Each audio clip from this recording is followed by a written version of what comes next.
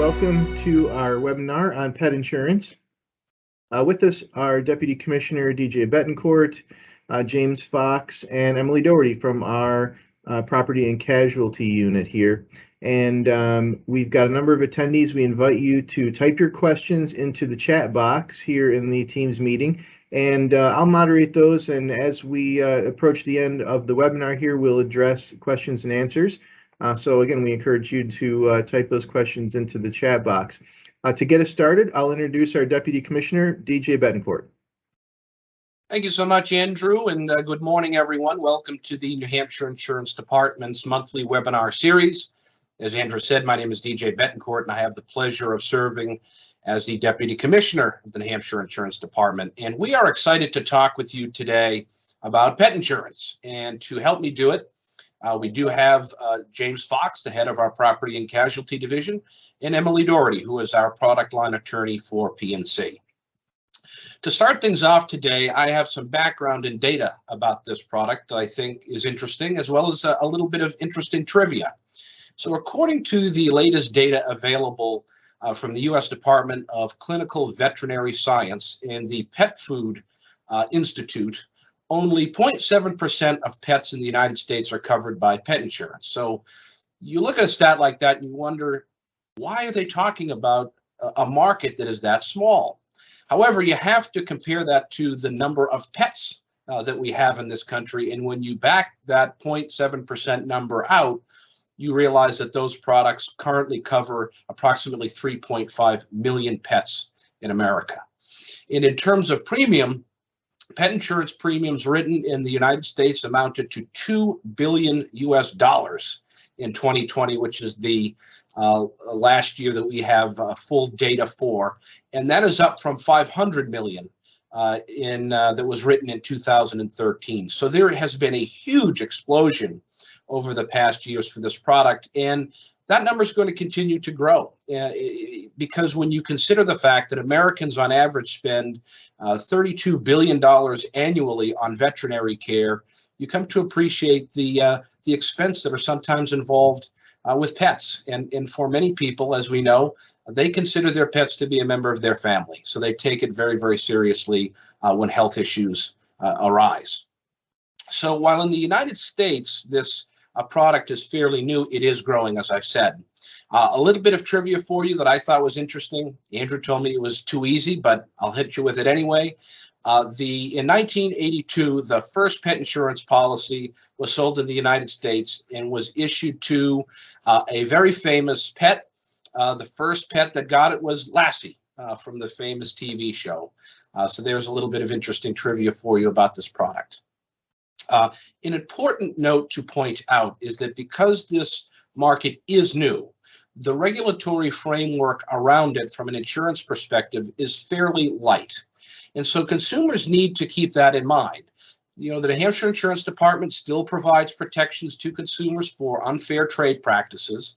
But unlike P&C coverage or health and life coverage that have protections right in New Hampshire law, in statute, we don't have that in any kind of a robust way here in New Hampshire. So consumers just need to be very aware of what is in their contract and appreciate that the terms of one contract in what one company is offering can be very different from what another company is offering in their contract. We're going to get into some of those key issues that consumers will want to consider as they are purchasing coverage. But the first thing to appreciate is that this product is a little bit counterintuitive. So while this product concerns the health of a pet, this is not a health product. It is a property and casualty product. Now, listen, I'm not trying to insult anybody's best four-legged friend by labeling Whiskers or Rover as simply a piece of property. But it's important for you to understand how pet insurance is classified as you search for the product and try to understand the regulatory protections that are in place. So as you are considering whether to buy pet insurance or what policy might be best for you, there are some key questions to ask. The first is, will my veterinarian accept my policy, or am I required to use a specific network of vets? And so again, this seems a little counterintuitive. It's a P&C product, But like you would have in your health coverage, these products do sometimes have network of vets that they work with. So you need to make sure that your preferred vet is going to be in network with the company that you're entering into contract with. The second question is, what is the deductible and copay? There again, another similarity to health insurance. What is covered and excluded under the policy? Is there a waiting period before the coverage takes effect? Does the policy cover wellness exams as well as spaying and neutering? And the last question is, are medications covered under the plan? So those are some of the core questions that you really need to think about asking yourself as you are comparing products. But what are some of the other key considerations to be aware of, even beyond those entry-level questions? Well, the important thing for you to be aware of is that pet insurance plans are generally reimbursement plans. So the consumer pays the bill up front and are reimbursed later by the insurance provider. Again, different companies may have different arrangements, but generally that is what you see. So you're going to want to ask the company that you're working with how the insurer processes. The next consideration is you've got to find out how the provider defines and handles pre-existing conditions, including any diseases and conditions your pet has now or in the past, prior to purchasing that policy. Consumers should also ensure that the insurance provider is clearly spelling out the details, including the limitations and exclusions of coverage for routine wellness exams, and as well as emergency treatment and conditions that might require extensive care. Find out if your premiums are going to increase as your pet ages or if you make any claims. So those are some other key considerations. And the last two considerations for you are good standard practice when you're considering any type of insurance product. And the first is to please, please, please read your policy and understand your coverage. We here at the insurance department understand the natural human mentality that you don't want to think about your insurance policy because it usually involves something bad happening. Nobody wants to think about what happens when the car crashes or you get a bad diagnosis or a family member passes away and now you've got to go find that life insurance policy. So we kind of know two things about insurance. We have coverage and we pay the premiums. But the details within your policy are really important. And as difficult as it may be, because you have to think about something bad happening, take the time to read your policy and understand what is in it so that when unfortunately that bad thing happens, you're not scrambling around to understand what your coverage is, because when that bad thing happens, you're in a state of some stress. And it's not the best time to be discovering aspects of your insurance policy for the first time. And the second big consideration is to shop around to make sure that you are getting the best plan at the best price for you and your pet. There are more than 20 insurance companies in North America that are selling or underwriting pet insurance. So you do have options. And interestingly, in preparation for this presentation, I did some searching as to what animals some of the companies that are out there are offering coverage for. And beyond the typical pets that we think of, like cats and dogs, there are companies out there that are offering coverage for rabbits and ferrets, exotic birds, reptiles, potbelly pigs, and various kinds of rodents. So there's a lot of opportunity out there for you to investigate to see if this product is right for you and your pet. So I'm going to stop there. I'm going to turn things over to James and Emily to see if I missed anything important or correct any mistakes that I might have made. Okay, this is James Fox. I guess I guess I would just like to kind of reemphasize what the deputy commissioner said about that.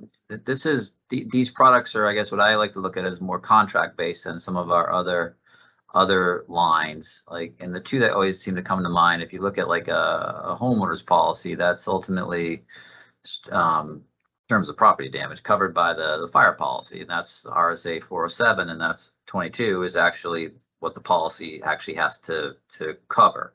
Like, very detailed. It's like you view that as like the mandatory minimum. You have to do these things. as an insurance company. So that's, you know, in a sense, kind of self-effectuating protection, because when we look at those forms, we compare them against the fire policy.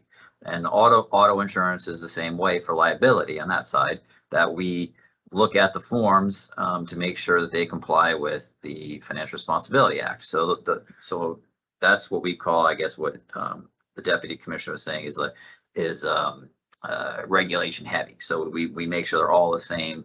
They have to meet these standards. That way everybody's basically gets the same protection. Now in the pet land, it's more of a contract based thing. So that's why when he says it's important to read, it's very important to read, because you want to know, you know, when you're going into it, you have some ideas about what coverages you'd like. So you should work with the insurance carrier to say, hey, here's the things I'm considering, and I'd like to know, you know, if that would be covered, and to what extent, where should I read in the policy, what would the limits, how much, you know, is there a financial limit to this, to make sure you fully understand exactly what you're getting yourself into. I think that's probably the most important thing.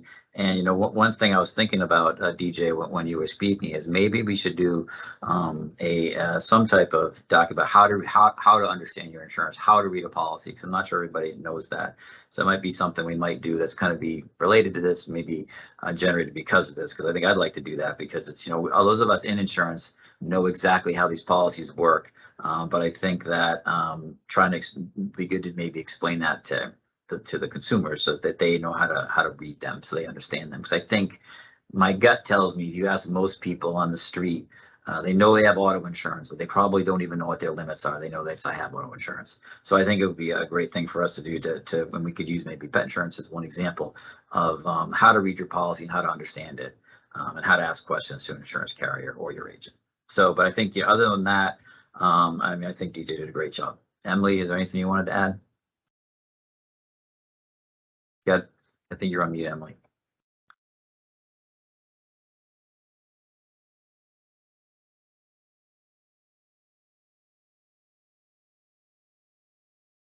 Emily might be having a hard time with her microphone. Okay, no worries.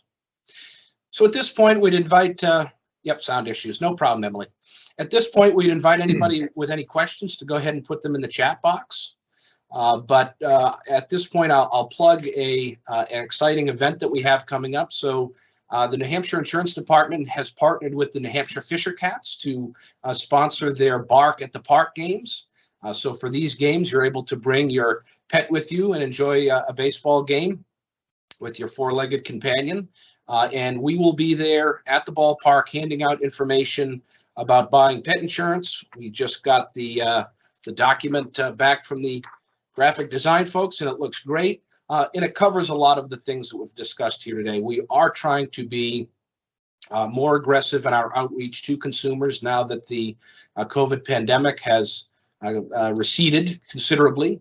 So we're getting back out there and talking with folks about different hot topics that are in the insurance industry at the moment. And this is certainly one of them, because it is a market that is dramatically growing. James, I did want to ask you a question based on a discussion that we had as we were putting our flyer together. You had mentioned that the contracts renew annually in a lot of cases, and that the insurance companies will look at the previous year to see, you know, what kind of services you had done or treatments you had done to your pet. And in that subsequent year, the next year, they may consider those from the previous year pre-existing condition and not cover them. So can you touch on that a little bit? Sure. So, you know, as the deputy commissioner said, these really are designed, in my opinion, designed more like a health product, but they're not in health or in property and casualty, because animals have always been considered in the law to be property. So if you know, are in a liability context and you know, injured someone's dog, they would look at it as property and maybe cap how much you had to pay to try to restore the dog. But one of the issues in health, when people think about health, since they have that mindset, is that, you know, pre-existing injuries, like before they start covering you. Whereas again, because these are contract based, you could have a contract that limits the injury to the period of that specific contract. Because you also have to remember, a lot of us think of our, say, just make it easier, auto insurance as this ongoing thing, but they're really just like successive 1-year contracts. So in pet insurance, if the insurance company is looking at it, you have a 1-year contract with us, and then that injuries or illness is covered in that contract where it happens. You just need to be careful that if you're reading the next one, it may say because that was in the previous one, you might or might not. I mean, you just want to look at it and maybe discuss it with the insurance company or the agent. Might limit what you're going to have for coverage for that particular injury into the next one. And we also said that we don't have statute on this issue, but that doesn't mean we might not in the future. I know, other states have looked at particular issues, and in New Hampshire, I guess for any industry people out there, the way we look at things is historically is that if there's an acute issue, we could pass a very specific law as to an issue. It's a very minor thing, so it wouldn't be a broad statute on an issue. Or if we think something needs more a comprehensive look, then we might look to a full statute if there are several issues that pop up. But I think in the first instance, for industry people, putting that aside, is if you have questions about how you're operating somewhere in an issue, you should probably contact us and get our input on it, because we'll give it. And that way, if we end up in a market conduct situation, so a back end after we have form approval, you won't be surprised when we're having issues with how you're operating, whether it's from the form perspective, how you're interpreting the forms, how you're handling the claims. But I think that it's important for all insurance companies to consider those issues. And if they have questions, it's much better to ask us up front than to wait for us to show up to do an exam. Yeah. So we have a question. No, that's great. We have a question. Jenna, go ahead. Hi, I actually don't have a question. I am from Embrace Pet Insurance, so I wanted to weigh in on that continuing care item you just asked about. Most of the companies will have in the terms and conditions, what their continuing care policy is for sure. As to my knowledge, all of the companies have continuing care from term to term. Some of them, however, may limit it to a certain dollar amount for second and consecutive terms. But most of them have unlimited continuing care for something that's covered in term 1 will be still unlimited in term 2. Well, that's great. Thank you, Jenna. Thank you very much. We had another question here in the chat feature. Many of these policies are purchased directly online. So how do you actually speak to someone prior to purchasing coverage? James, you want to, give him a call. I mean, pick up the phone and give him a call, or use an independent agent. Or the contact us button, or, Jenna may have an answer. She just said, go ahead. Yeah, all of them have contact centers with licensed individuals to talk about the policy. There are also, most of the companies also have chat now too, so you can talk to people, immediately through chat and email, of course. Thank you. Yeah, given the pandemic, it's opened up a lot of doors of opportunity for alternative means of communication. So we did, in fact, invite some of our friends in the veterinary community here in New Hampshire to join today. I don't know if any of them have joined, but I'll just give you a heads up that it is our intention over the course of the next month or so to send out some information along the lines of what we've shared today. That we would ask you to consider perhaps posting inside your veterinary clinics or sharing with your customers.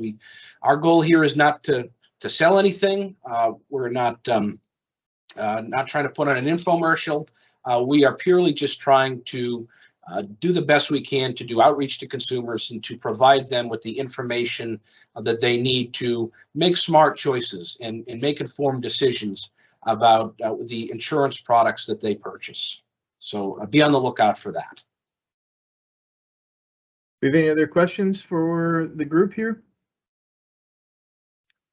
Well, as our Deputy Commissioner said, we will have our pet insurance consumer handout very soon on our website, and we'll likely send out a notice about that. Well, you can't really see. There we go. We're working on some revisions here. We'll have that with us on the 31st. So we hope you'll join us at the Fisher Cats game there for Bark in the Park, their third and final event of the year. I think it's been a big success. We've sponsored each of them, and if you join the game, please come up to our booth and say hi. We'll be happy to chat. We'll have some swag there from Petco, I think, and of course the insurance department. And so we welcome anyone to come by and say hi to us. And the date of that game is August 31st. I forgot to mention that when I was putting in my plug earlier. August 31st. Exactly. Well, we appreciate everyone who joined us for this brief webinar. We hope it was informative. We invite you to reach out to us directly if you have any questions that we didn't answer or if something comes up in the future. We have a number of subject matter experts here, James and Emily and some of their colleagues that know everything about this and more. And so we encourage you to give us a call directly if there's something that we can help you with, whether you're a consumer or a producer or insurance provider.